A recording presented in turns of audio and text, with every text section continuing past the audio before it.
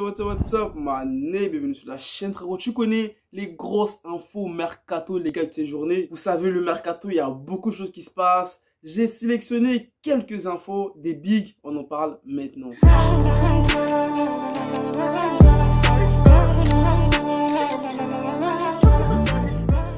Alors les gars, pour la première info, rumeur et tout ça, on va commencer par le PSG. Comme vous le savez, le PSG a déjà commencé son mercato avec un gros coup. Ils ont prolongé Mbappé. Nuno Mendes, ils ont validé son transfert. Leonardo, l'ancien directeur sportif, a été viré pour entamer un nouveau projet. Et là, ça parle de Luis Campos qui va être le nouveau directeur sportif du PSG. Et là, Luis Campos, je pense que, à ce qu'on a compris, son objectif premier avec le PSG, c'est de changer le coach. C'est de virer Pochettino. On est tous d'accord que Pochettino, les résultats qu'il a obtenus avec le PSG, je pense que c'est pas vraiment des résultats que les supporters parisiens attendaient. Et en général, il n'a pas vraiment obtenu des résultats satisfaisants. Donc une question se pose, qui sera le nouveau coach du PSG pour la saison 2022-2023 si Pochettino est viré? On a des rumeurs comme quoi Luis Campos serait intéressé par José Mourinho ou Christophe Galtier. Déjà, au niveau de Mourinho, à Skip, il y a une certaine affinité, t'as capté. Mais Mourinho, il a dit qu'il souhaitait poursuivre son avenir avec la Roma.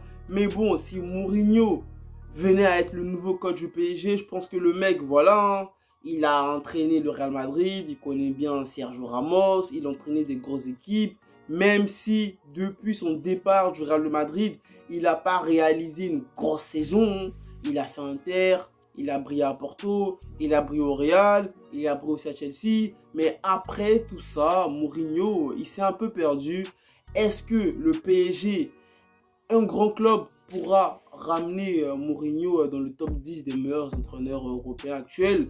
Je sais pas les gars, est-ce que Mourinho c'est un coach qui va correspondre au PSG? À voir. Mais je pense que avec ce qu'il a comme vécu, comme tout ce qui est audience, je pense que si Mourinho il devient coach du PSG, il va avoir une certaine forme d'autorité. Je pense que c'est ce qui manque au PSG. Mais bon, après en ce qui concerne Christophe Galtier, voilà, Galtier il n'a pas entraîné de grosses équipes, hein. Mais comme on dit, il faut bien commencer quelque part.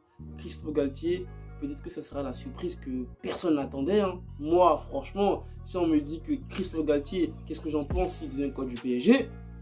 Si Luis Campos s'intéresse à lui, c'est qu'il a vu quelque chose en lui qui le fait dire que Galtier peut apporter quelque chose au PSG. Mais on sait tous que Qatari, voilà, c'est une institution. Il y a des joueurs qui sont au-dessus du club. Il y a des joueurs, tu peux rien leur dire. Christophe Galtier, il a entraîné Saint-Etienne. Là, je crois qu'il a entraîné Nice.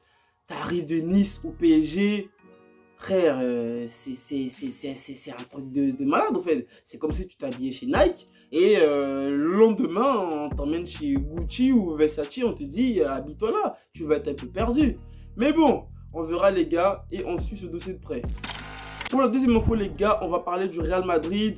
Vous savez que le Real, voilà, vous le savez, Mbappé il n'a pas signé au Real. Mon frère, si tu ne sais pas que Mbappé a prolongé au PSG, va dormir et ne te réveille plus.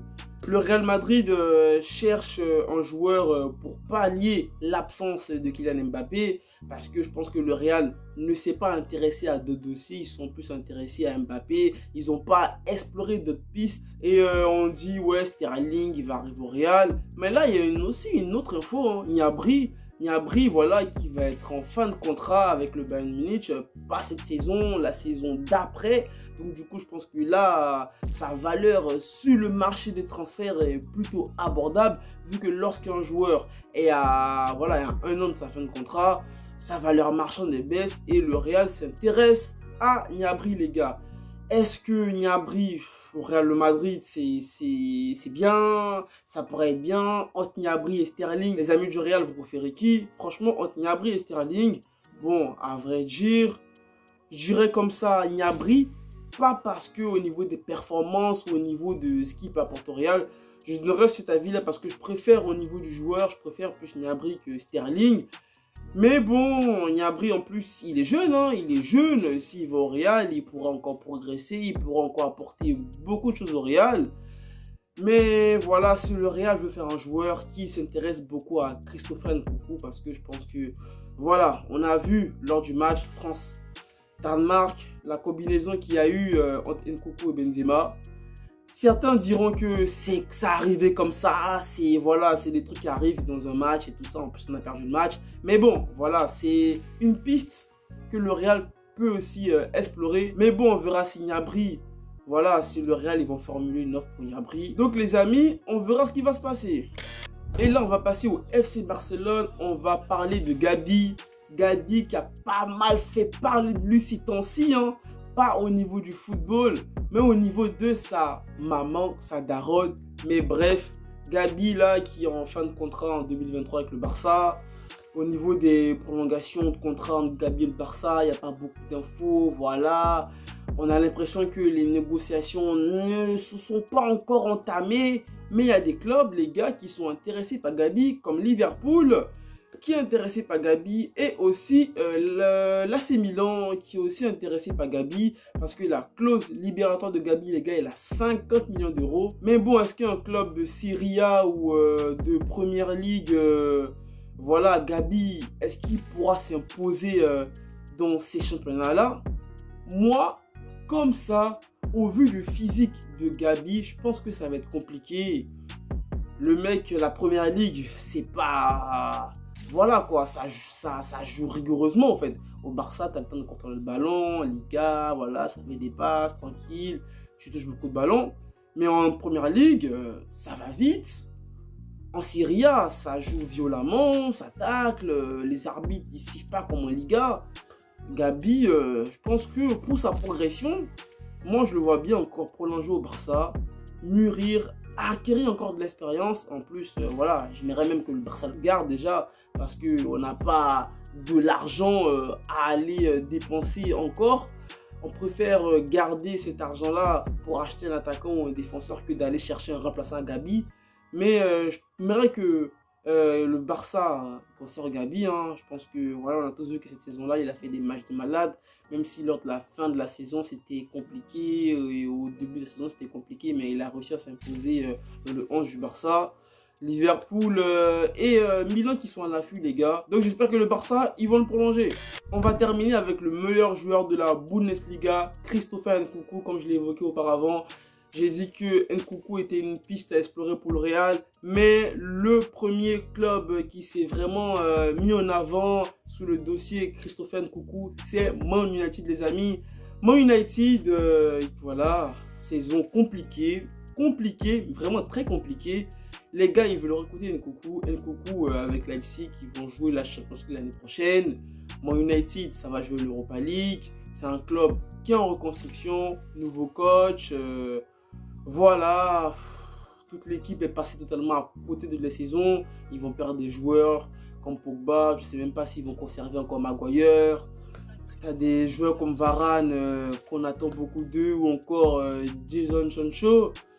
Nkunku à Man United, déjà il faut savoir qu'à Man United il y a pas mal de joueurs. Hein. En attaque, tu as Rashford, tu as Elanga, tu as Martial qui va revenir de son prêt, tu as CR7. T'as Cavani, t'as vraiment du monde en fait offensivement. Et en plus, Man United l'année prochaine, voilà Nkunku, je pense que pour progresser, il a besoin d'une équipe qui est compétitive. Est-ce que Man United l'année prochaine, il va être compétitif?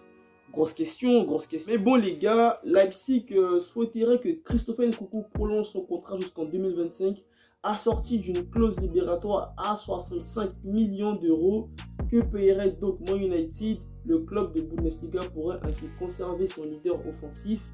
Voilà, et les Red Devils enregistrer une arrivée de points tout en gardant les finances du club à flot. L'international français qui fait tourner toutes les têtes sur le marché des transferts pourrait donc sceller son futur de cet été. Donc les amis là, Leipzig, ils veulent prolonger Christopher Nkunku et voilà, lui mettre une clause libératoire de 65 millions d'euros.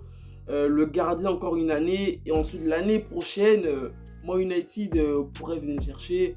Mais je pense que quand même Nkunku là, il doit partir les gars, il doit partir. Là, il y a des saisons qu'un joueur il fait, il peut pas rester dans un club de, on va dire, de milieu de zone en fait.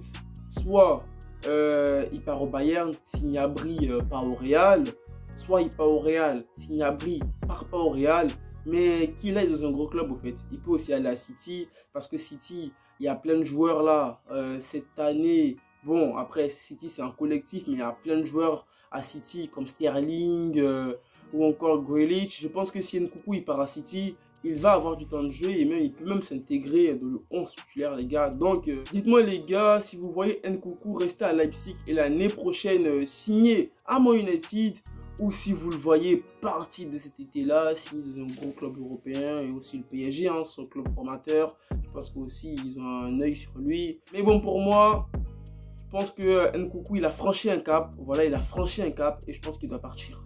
Donc les amis, c'était tout, vidéo tranquille, chill, hein. On s'est donné des infos, mercato, t'as capté, tout, voilà, c'est la famille, tu connais. Bonne nuit à toi mon gars, prends soin de toi, prends soin de ta famille, pas mal, reste toujours positif, ton gars, ensemble, allez, peace.